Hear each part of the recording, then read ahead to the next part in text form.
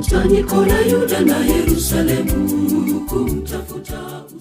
Naam, mpenzi wangu mtazamaji, hujambo na karibu katika makala yetu, makala ya matukio, makala endelevu ambayo yanakupasha moja kwa moja matukio mbalimbali ambayo yametokea katika maeneo yetu humu nchini. Makabiliano makali yameripotiwa kuzuka kati ya taifa la Yuda likiongozwa na mfalme Yehoshafati na maadui wao wa Amoni na wa Moabu katika jangwa la Tekoa.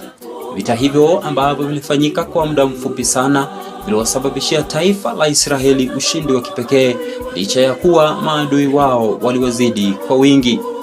Duru za kuaminika zinaarifu kuwa kabla ya vita hivyo kuanza, mfalme Yehoshafati alisimama na kuhakikishia jeshi lake ushindi pale ambapo alipowahutubia akisema, nikinukuu, "Nisikieni enyi taifa la Yuda, nanyi wenyeji wa Yerusalemu, muaminini Bwana Mungu wenu, ndivyo mtakavyodhibitika. Waamini manabii wake, ndivyo mtakavyofanikiwa."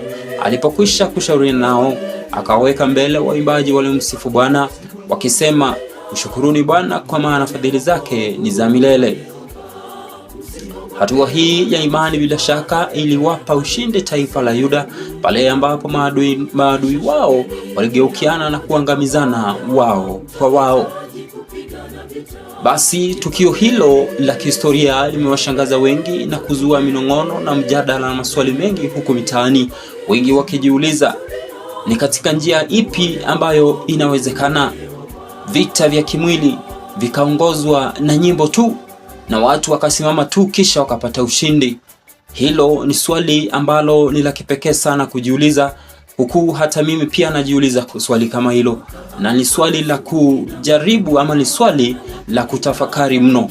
Lakini nilalojua ni kwamba yeyote ambaye anamwamini Mwenyezi Mungu na kutegemea ahadi zake na nguvu zake, bila shaka huyo anaweza fanikiwa zaidi na anaweza shinda vita vyovyote vile vitakavyokuja mbele yake vikiletwa na yule mwovu Shetani. Ubarikiwe.